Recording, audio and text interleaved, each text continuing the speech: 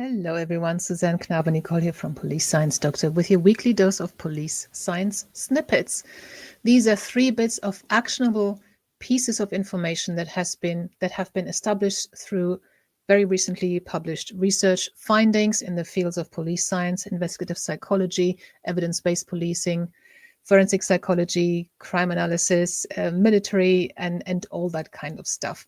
So I go through lots of published journal articles and try to find 3 that I can turn into snippets that I think are actionable, that you can apply straight away, that are very practical and hands-on.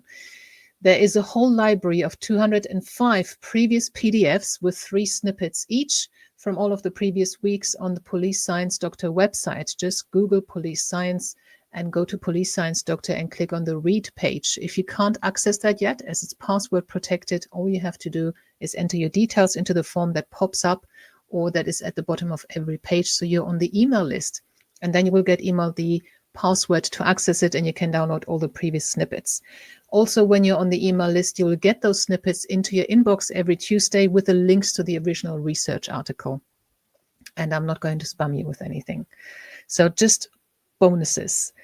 So the first snippet for this week is about reducing youth delinquency, or the observation of it. A study conducted over 16 years found that changing routine activities in the form of declining risk routines, truancy, and alcohol consumption were the notable factors behind the declining trends in youth delinquency.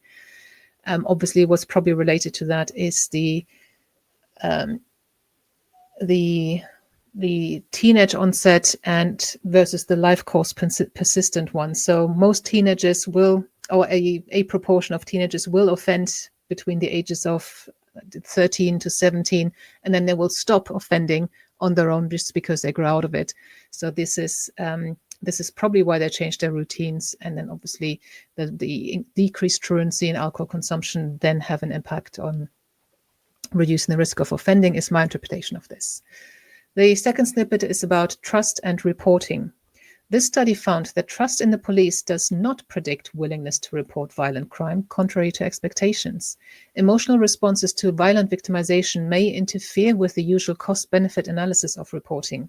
Aspects such as procedural justice and the severity of the crime may be more important for cooperation with the police than outcome-based considerations. Female and older victims of violent crimes are more likely to report their victimization to the police than male and younger victims. So the link is in that in the email that I sent out, and also this and the first article actually are both open access, which means you can read the entire article and download it as a PDF. And the third and last snippet for this week is about testimony consistency. In this mock study, it was found that inconsistencies in the victim's account decreased the likelihood of rendering a guilty verdict in a rape case. Those jurors that endorse rape myths attributed less guilt to the defendant, held less favorable perceptions of the victim, and more favorable perceptions of the defendant. Okay, so nothing surprising here. We've seen this kind of research before. The problem with that is, and why I think it's very, very important, is that victim accounts of violent crime, especially traumatic crimes such as rape and sexual assault, are bound to be inconsistent because of what trauma does to memory.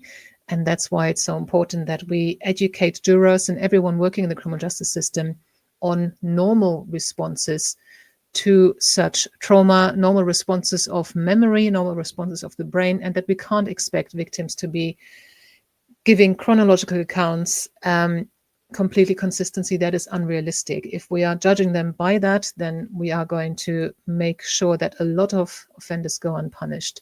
So very important article here. Okay, I hope there was something of there that's relevant to your role. If it isn't, of course, I can't cover something for every job that you guys have every week. But as I said, go to the previous library on the read page and just scroll through and see what is relevant to your research. Likewise, if you come across research that you think is actionable and might be relevant and should be featured on these police science snippets, please send it to me on contact@policesciencedr.com. Thank you very much for your time today, and I'll see you again next week. Bye-bye. Thank you for watching. I hope you found this content useful. You can get access to each episode's transcript with key learning points, timestamps and references if you get yourself onto my mailing list. Just go to the main website on policesciencedoctor.com, and on the bottom of each page you will find a sign-up form for notifications of new content. Just enter your first name, your preferred email address and the type of organization you work for. You will not get any spam. This is just for me to let you know about new content and for you to get access to all the transcripts.